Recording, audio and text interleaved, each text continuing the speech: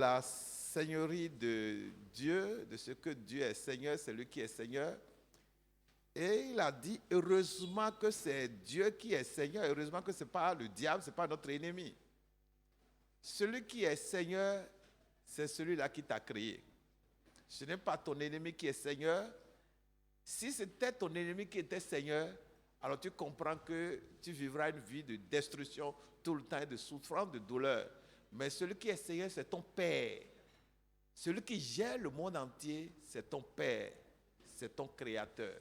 Donc, exprimons ça avec notre âme et mettons-y de la foi afin que nous vivions ça.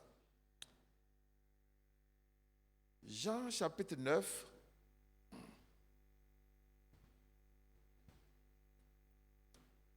Jean chapitre 9.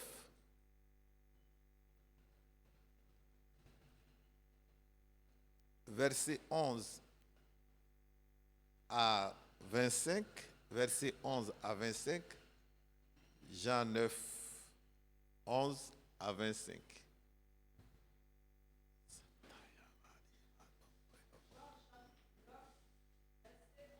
25. Il répondit, l'homme qu'on appelle Jésus a fait de la boue, a oint mes yeux et m'a dit, va au réservoir de Siloé et lave-toi. J'y suis allé, je me suis lavé et j'ai recouvré la vue. Ils lui dirent, où est cet homme? Il répondit, je ne sais. Ils menèrent vers les pharisiens celui qui avait été aveugle. Or, c'était un jour de sabbat que Jésus avait fait de la boue et lui avait ouvert les yeux. De nouveau, les pharisiens aussi lui demandèrent comment il avait recouvré la vue. Et il leur dit, il a appliqué de la boue sur mes yeux, je me suis lavé et je vois. Sur quoi quelques-uns des pharisiens dirent, cet homme ne vient pas de Dieu, car il n'observe pas le sabbat. D'autres dirent, comment un homme pécheur peut-il faire de tels miracles? Et il y eut division parmi eux. Ils dirent encore à l'aveugle, toi, que dis-tu de lui sur ce qu'il t'a ouvert les yeux? Il répondit, c'est un prophète. Les Juifs ne crurent point qu'il eût été aveugle et qu'il eût recouvré la vue jusqu'à ce qu'ils eussent fait venir ses parents. Et ils les interrogèrent disant, est-ce là votre fils que vous dites être né aveugle? Comment donc voit-il maintenant? Ses parents répondirent, nous savons que c'est notre fils et qu'il est né aveugle. Verset 21. Mais comment il voit maintenant ou qui lui a ouvert les yeux, c'est ce que nous ne savons pas. Interrogez-le lui-même, il a de l'âge, il parlera de ce qui le concerne. Ses parents dirent cela parce qu'ils craignaient les Juifs, car les Juifs étaient déjà convenus que si quelqu'un reconnaissait Jésus pour le Christ, il serait exclu de la synagogue. C'est pourquoi ses parents dirent, il a de l'âge, interrogez-le lui-même.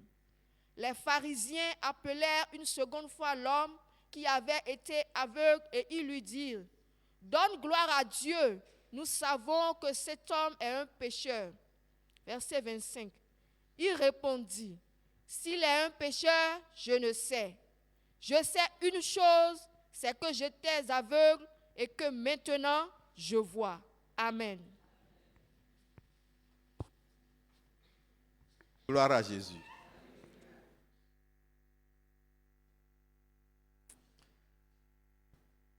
Nous allons baisser la tête et prier. Comme d'habitude, tu vas demander que l'Esprit de Dieu te parle à partir de ce texte-là et que ce message soit ton message personnel. Demande que le Saint-Esprit te parle à partir de ce que nous venons de lire et que ce message soit ton message personnel un message que tu ne vas jamais oublier. Demande-le et crois-le et Dieu t'exaucera. Que ce message soit ton message personnel, que Dieu te parle au travers de ce message directement. Directement. Que ce soit vraiment ton message personnel. Demande-le de tout ton cœur. Demande-le. Au nom de Jésus, nous avons prié. Tu pries maintenant tout ce que l'ennemi ferait pour empêcher que tu entendes la voix de Dieu dans ce message, les œuvres de l'ennemi pour empêcher que tu reçoives ce que Dieu veut te dire ce matin au travers de ce message, que les œuvres du diable échouent. Prie dans le nom de Jésus. Tes œuvres, Lucifer, pour empêcher que je reçoive ce que Dieu veut me dire. J'entends la voix de Dieu dans ce message. Tes œuvres échouent littéralement dans le nom de Jésus. Toutes tes influences sur nos pensées, mes pensées, ma langue, pour m'étouffer, pour que je n'entende pas la voix de Dieu. Tes ruses pour boucher mes oreilles spirituelles et même en physique pour que je n'entende pas Dieu me parler. Tes œuvres échouent littéralement. Père, merci parce que tu le fais. Gloire à toi. Au nom de Jésus-Christ, nous avons prié. Amen. Nous continuons à prier et c'est moi qui le fais maintenant. Notre Dieu, notre Père, nous voudrons te dire merci une fois encore pour ce matin. Merci pour la vie de chacun de nous. Il y a des gens qui ont dû dormir hier et peut-être ne se sont pas réveillés. Et dans la nuit, quelque chose serait passé dans leur sommeil et ils ont été emportés par la mort. Tel n'a pas été notre cas et tel ne sera jamais notre cas au nom de Jésus. Tu as veillé sur chacun de nous, nous avons dormi, nous sommes réveillés et nous avons eu la force de venir ici ce matin pour t'adorer. Merci pour la force que tu nous as donnée. Merci pour la grâce que tu nous as donnée. Merci pour le temps que tu nous as donné. Merci pour la paix que tu nous as donnée. Merci pour ce cadre que tu nous as donné. Merci pour cette église. Merci pour notre communion fraternelle. Merci pour ta présence. Tu as déclaré que là où 2 ou 3 se rassemblent en ton nom, tu es au milieu de nous. Croyons à cette promesse. Démontre ta présence au travers de ce message. Donne d'entendre ta voix véritablement. Comme nous l'avons demandé tout à l'heure individuellement, que chacun entende une parole personnelle. Ne nous laisse jamais quitter ici tel que nous sommes arrivés. Tu exauces les prières et tu lis mon cœur, que je crois en ce que je dis. Je prie que chacun entende ta voix, que chacun reçoive une parole personnelle, y compris moi-même. Que personne ne quitte ici tel qu'il est arrivé. Père très saint, voilà un texte qui parle du miracle, de ce qu'un aveugle a expérimenté. Et ses yeux ont été ouverts et Jésus l'a fait. Ouvre nos yeux pendant que nous écoutons ce message. Ouvre nos yeux physiques, ouvre nos yeux spirituels et donne-nous de vivre quelque chose de spécial pendant que nous écoutons ta parole. Et que cela crée en nous la foi pour expérimenter des miracles comme ça a été le cas de cet homme. Tout ce que l'ennemi aurait organisé contre nous échoue dans le nom de Jésus. Merci de le faire au-delà de nos prières, car nous avons simplement prié au nom de Jésus-Christ. Amen. Gloire à Jésus. Ce message, je l'ai intitulé « Ne fermons pas notre cœur à ce qui vient de Dieu. Ne fermons pas notre cœur à ce qui vient de Dieu. Ne fermons pas notre cœur à ce qui vient de Dieu. Ne fermons pas notre cœur à ce qui vient de Dieu. Ne fermons pas notre cœur à ce qui vient de Dieu. Ne fermons pas notre cœur à ce qui vient de Dieu. On peut le traduire autrement. Ouvrons notre cœur à ce qui vient de Dieu. Ouvrons notre cœur à ce qui vient de Dieu. Gloire à Jésus. On ne voit pas le cœur. Le cœur est caché. Et le cœur dont nous parlons, ce n'est pas forcément l'organe physique qui est quelque part à la partie gauche. C'est ce qu'on nous dit, et je crois que c'est vrai. Mais on parle surtout de l'ensemble de ce qu'il y a en nous et au travers duquel nous pouvons communiquer avec Dieu, en recevant ou en communiquant. Notre cœur, la source de nos pensées.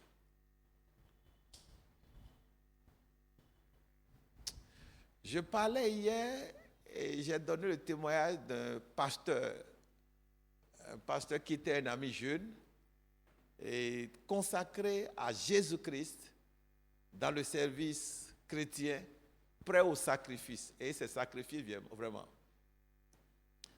Et hier, le témoin m'est revenu, je l'ai partagé avec les leaders. Ce pasteur, apparemment, avait un engagement avec Jésus-Christ qu'il servait.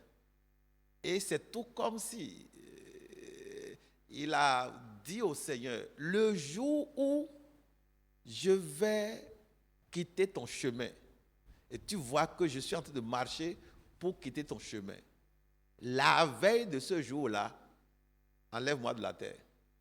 A dit, il accepte quoi là maintenant? Il accepte quoi? La mort. Le jour, je vais prendre le chemin pour faire bêtise ou bien me rebeller contre toi, quelque chose de grave là. Le jour là, si c'est demain, n'attends pas demain. Aujourd'hui là, que la mort m'emporte. Qu'est-ce qui s'est passé? Il a été frustré dans une église dans laquelle il servait le Seigneur avec beaucoup de joie, vraiment beaucoup de joie. J'ai eu l'honneur de le conduire le jour où il faisait son mariage, le mariage civil en particulier, parce que c'est quelqu'un qui est consacré. Je l'admirais tellement. Très, très consacré, et il a amené tous ses parents au Seigneur, ses frères, consacrés. Il a tout abandonné pour Christ. Il s'est marié 6 mois plus tard. Pendant qu'il devait se réjouir avec sa femme, on veut un pasteur pour une église dans le Monokoufo là.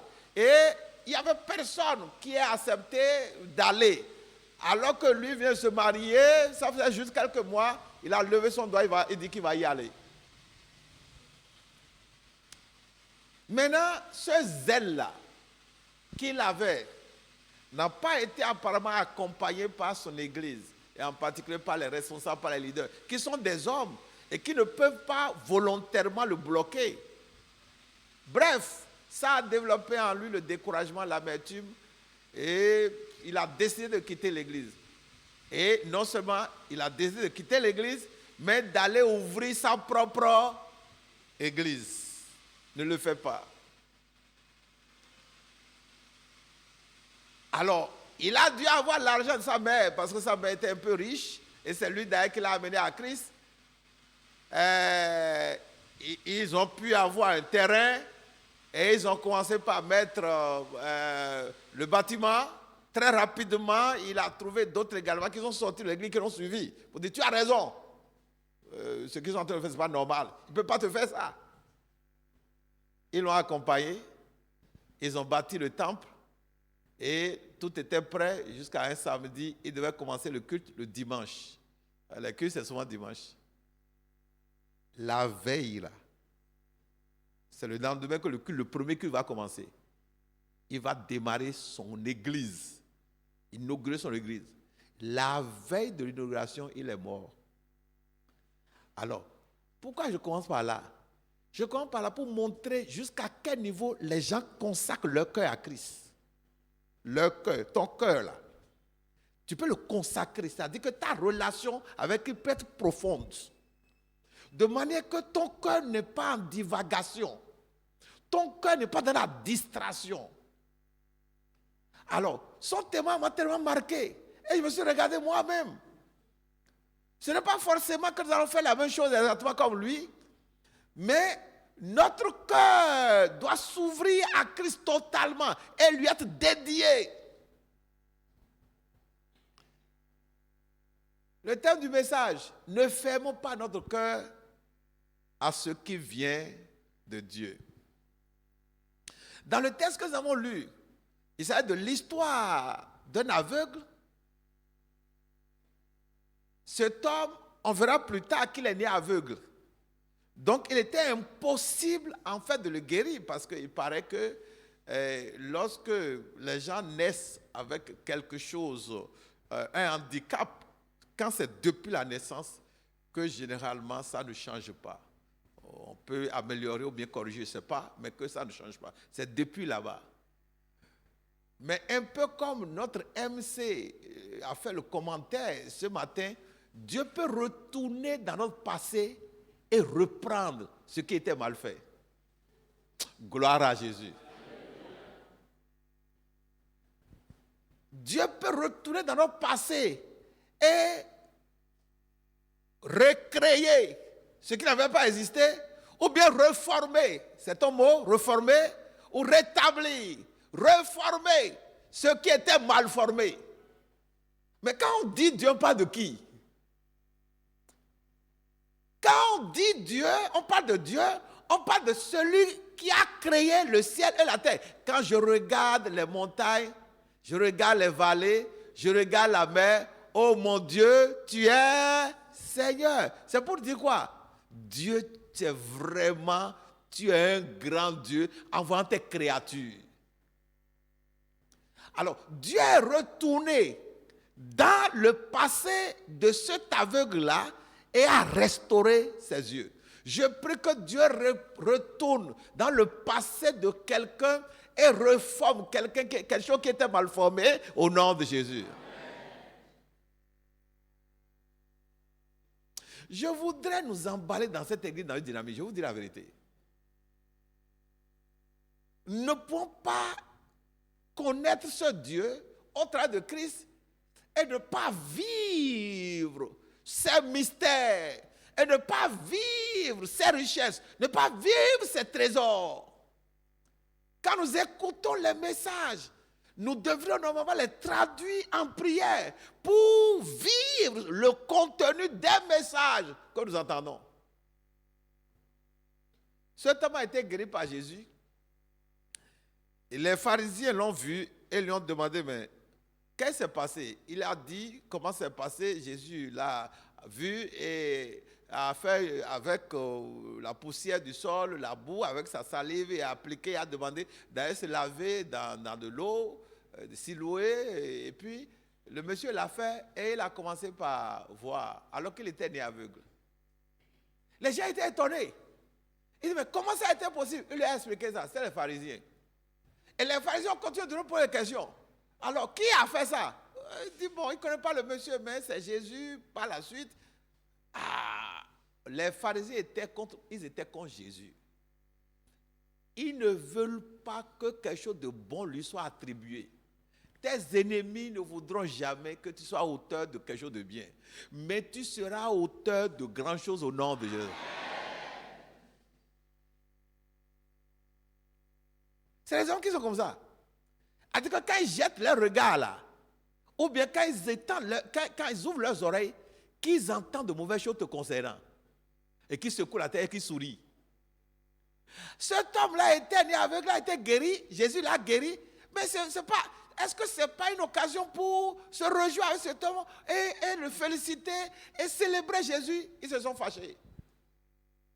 Ah non, pourquoi c'est Jésus? Il a fait ça le dimanche, il a fait ça le sabbat.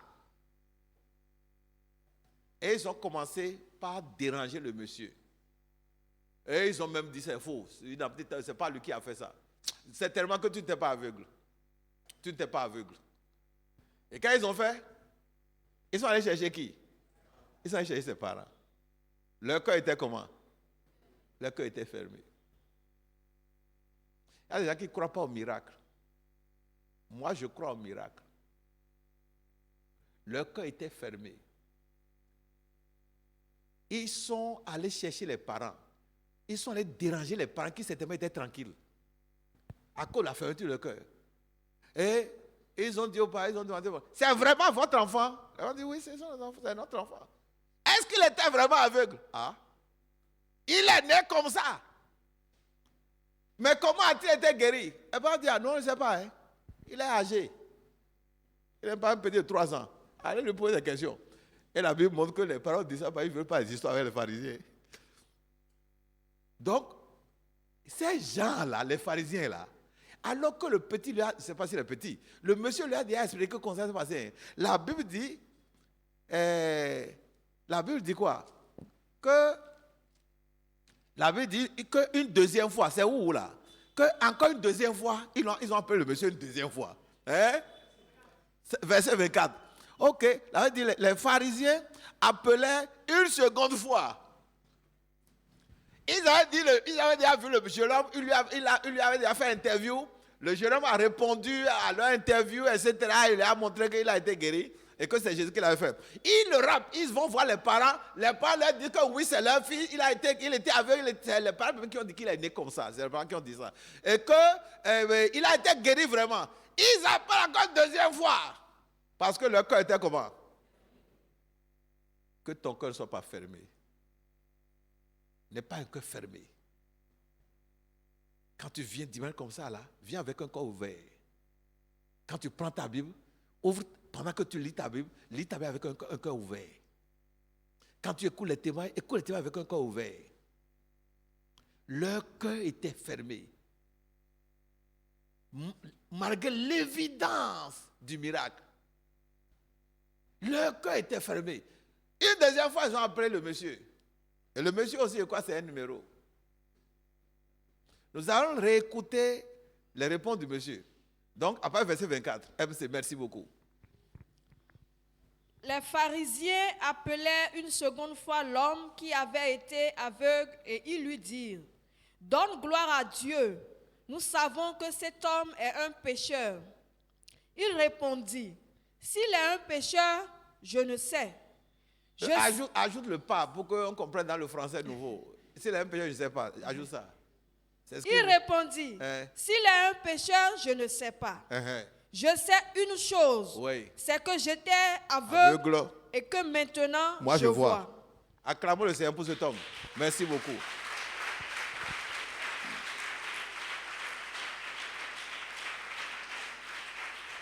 Amen.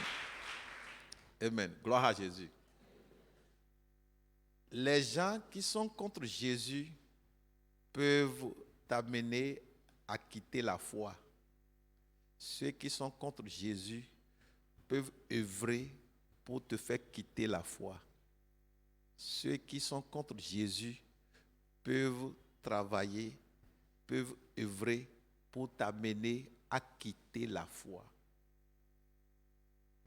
Dans ce texte-là, ces pharisiens essayaient de détourner le jeune homme de la foi en Christ.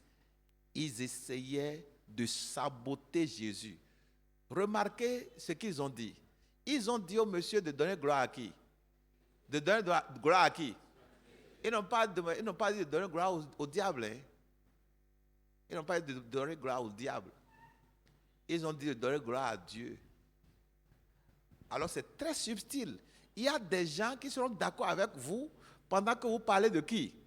De Dieu. Mais quand vous mentionnez Jésus, ils sont comment? Ils sont contre. Il y a des gens qui peuvent dire, oh Dieu est grand. Oh gloire à Dieu. Mais ils ne diront jamais quoi? Gloire à Jésus. Jésus est fort. Jésus est puissant. Le problème c'est quoi?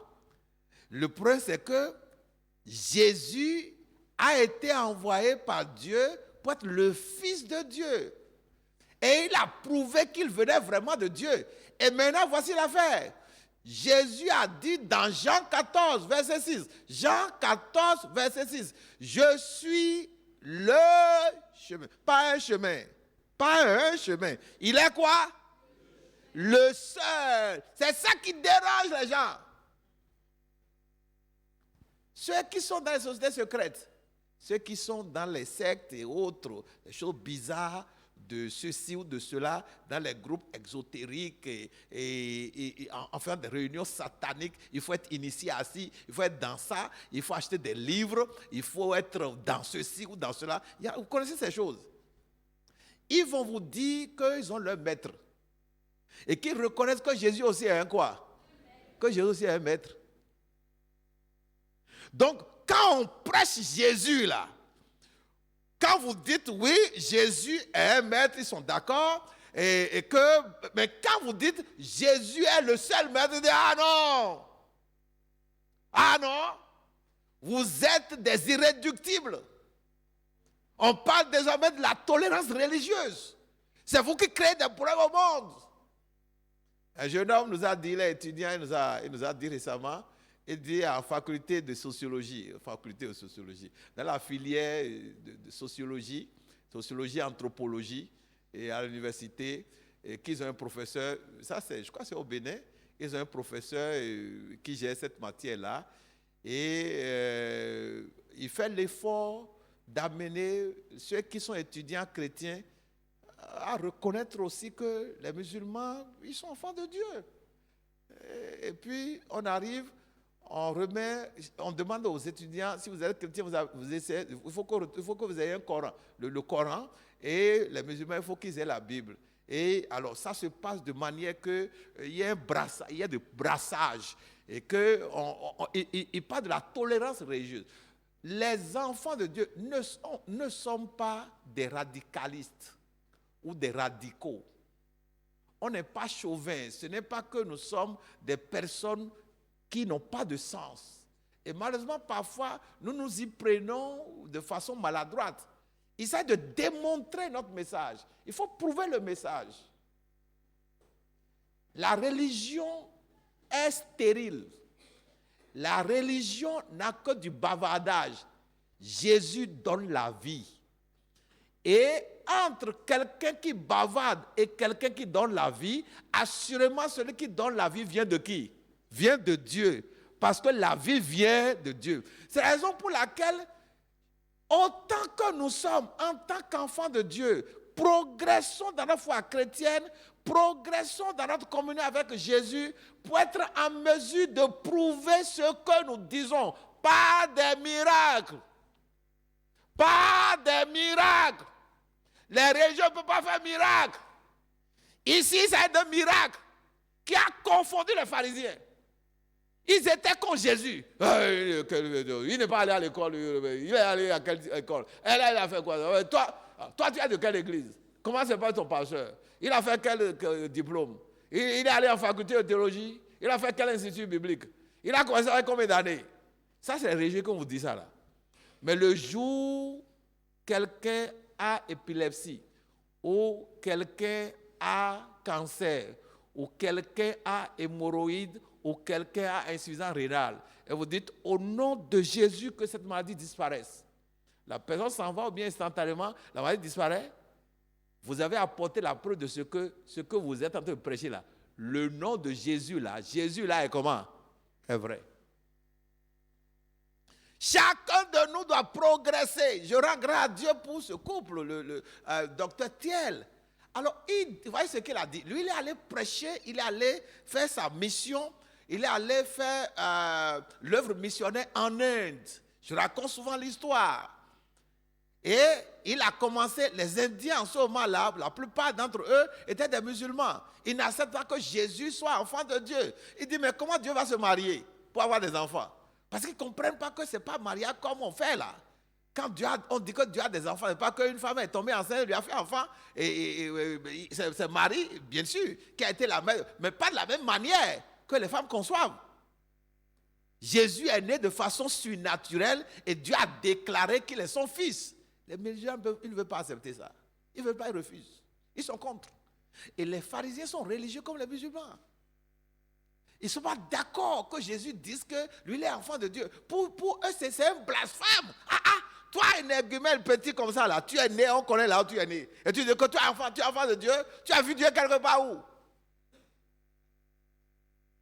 Alors, ils étaient contre Jésus et le miracle que Jésus avait opéré, ils étaient contre ça. Et ils ont dit au jeune homme, Jésus est quoi pour toi? Le monsieur a dit qu'il est un prophète. Ils ont dit quoi? Quel prophète? Jésus est un pécheur. Ils cherchent à le forcer à dire que Jésus est quoi? Que Jésus est un pécheur. Le monsieur a dit, bon, il était fatigué quoi. Il était fatigué.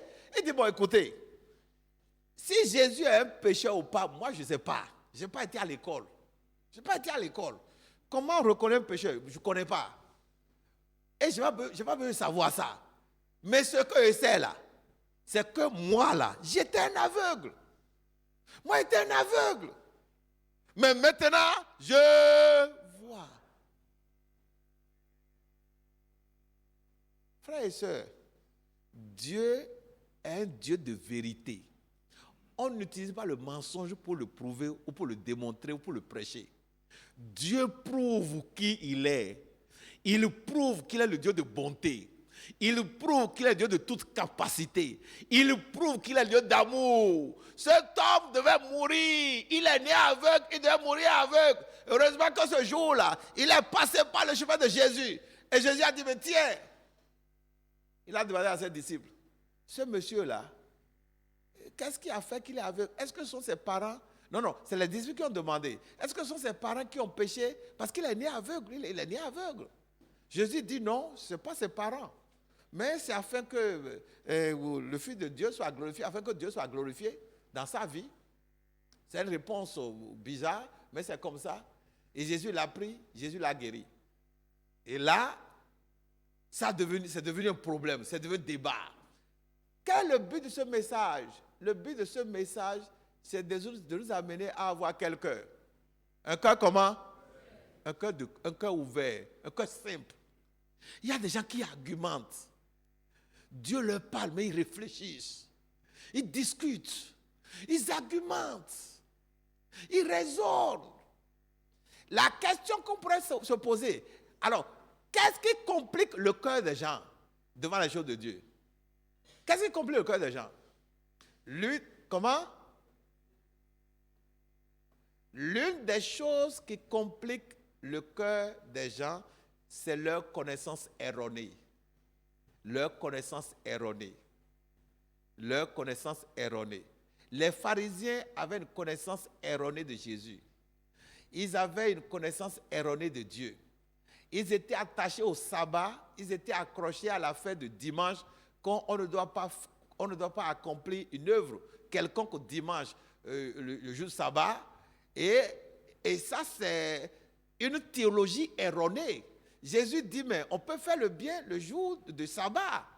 Si vous amenez vos animaux, vos bêtes, à brouter des herbes le jour du sabbat, pourquoi ne pas délivrer quelqu'un le jour du sabbat? Ouais. Ils n'ont pas le bon sens, ils n'ont pas le sens de Dieu. Donc, l'une des choses qui complique le cœur des gens, c'est les connaissances erronées. Et les connaissances erronées, elles sont erronées par rapport à la logique de Dieu.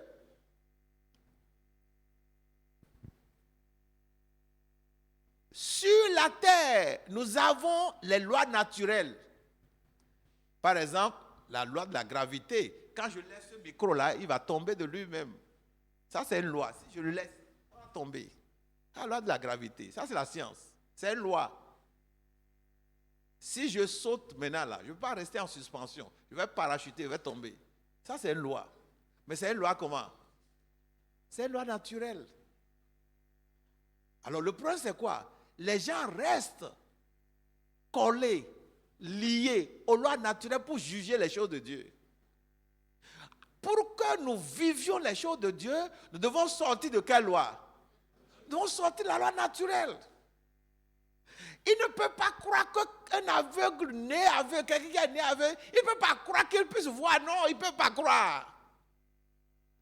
Parce que naturellement, c'est impossible pour que cet homme-là puisse recouvrer sa vue. Dans le texte de Rois, je crois que c'est deux rois ou un roi, je ne sais plus exactement lequel, 2 Rois ou 1 Roi, chapitre 6 ou chapitre 7, la Bible nous parle de l'histoire de la cognée.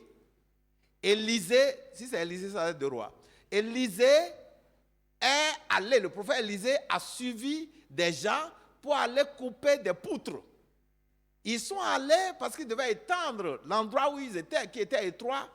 Et pendant que l'un coupait la poutre, la cognée est tombée dans l'eau. La cognée, c'est la pièce métallique, la pièce de fer qui est au bout de la manche de la hache.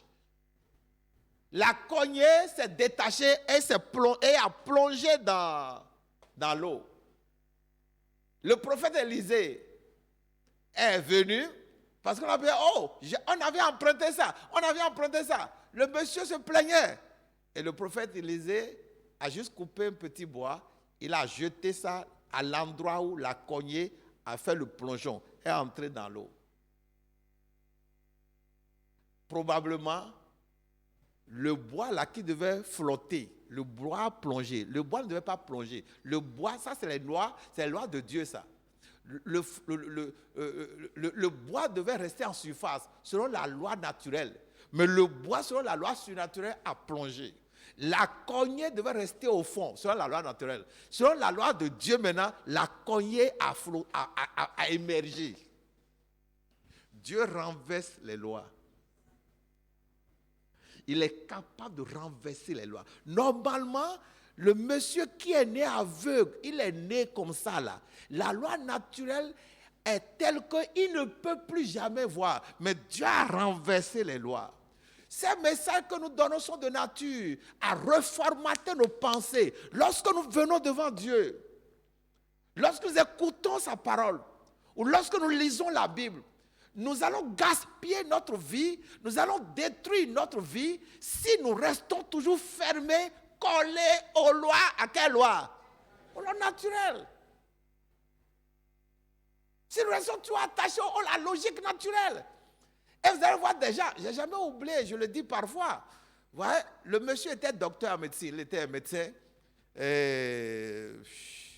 Et bon, dans l'église où on était resté, que Dieu bénisse cette église-là, c'est pas là que nous avons commencé, il faut commencer de quelque part. On lui a donné désormais le micro et il pouvait prêcher. Et ils étaient, c'était des intellectuels, c'était l'élite de l'église. Et ils venaient au culte de 8 heures. C'est là où, c'est pour eux on a démarré le culte de 8 heures d'ailleurs. Et moi aussi je prêchais au culte de 8 heures d'ailleurs, en ce moment-là. Maintenant, sans trop les vérifier ou s'assurer que ces gens sont capables de comprendre la Bible, le pasteur leur donne le micro, parce que c'était des intellectuels. C'était un homme, ils influençaient le pasteur, et puis on les respectait, etc. Nous respectons tout le monde, et nous allons toujours continuer de respecter tout le monde. Mais eux, là, on les traitait autrement. Et on leur donne le micro pour prêcher, parce qu'ils sont allés à l'école.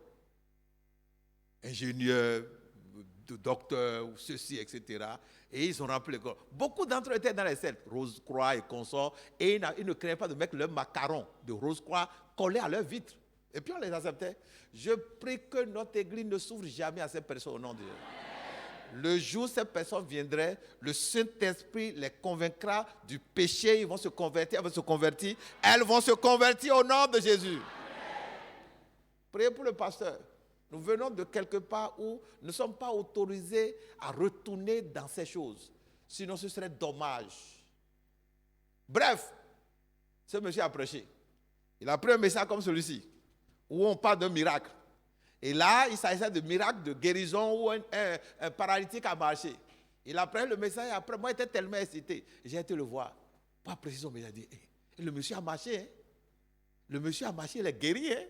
Jésus opère des miracles. Hein? Il dit, miracle. Toi, tu crois à ça? Hein? Je vous dis la vérité.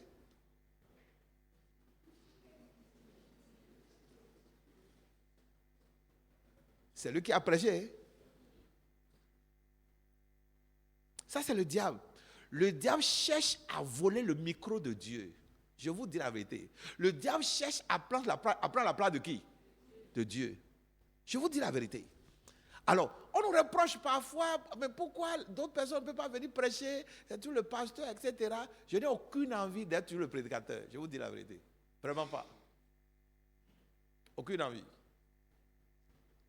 Mais qu'est-ce que j'ai découvert? Dieu a ses serviteurs, le diable aussi, et le diable cherche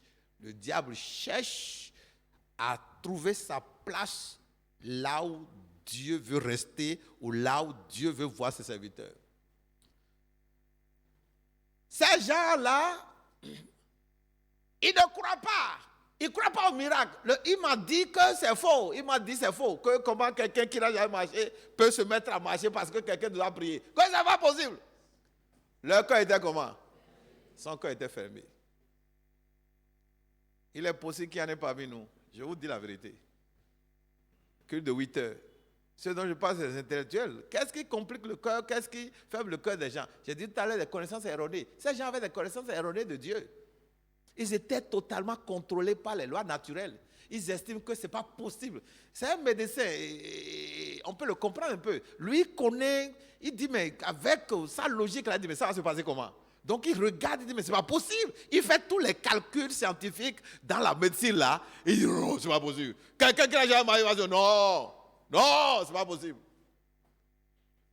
Je prie que ce message nous amène à quitter la logique naturelle au nom de Jésus. Amen. Que quelqu'un parmi nous qui est confronté à un défi prenne ce message et expérimente son miracle au nom de Jésus. Amen. Je prie que les mensonges qui contrôlent les pensées de quelqu'un et qui entretiennent l'incrédulité dans son cœur, je prie que ces mensonges soient balayés par la puissance de la vérité qui sort de ce message dans le nom de Jésus.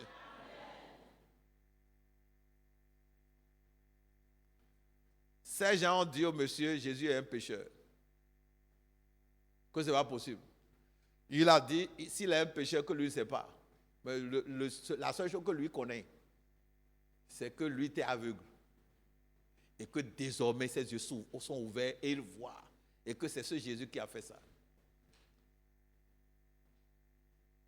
Ce matin, chers amis, nous allons parler de ce que nous ne devrons pas fermer notre cœur à ce qui vient de Dieu. Qu'est-ce que tu demandes à Dieu pendant longtemps? Ou qu'est-ce que tu demandes à l'instant même? Ne ferme pas ton cœur, parce que Dieu le donnera. Ne ferme pas ton cœur. Ça signifie quoi? Ne raisonne pas, ne calcule pas, ne dis pas, bon, c'est pas possible. En le disant, tu restes dans la logique naturelle. En le disant, tu es contrôlé par les lois naturelles. Que quelqu'un sache ce matin qu'il y a deux systèmes. Deux systèmes. Le chrétien vit dans deux systèmes. Peut-être que j'exagère. On pourrait parler d'un seul système. Mais en parlant de deux systèmes, ça vous montrer que nous vivons également sur la terre. Nous sommes dans le monde rationnel. Mais dans le même temps, nous sommes dans le système irréel. Nous sommes dans le système surnaturel.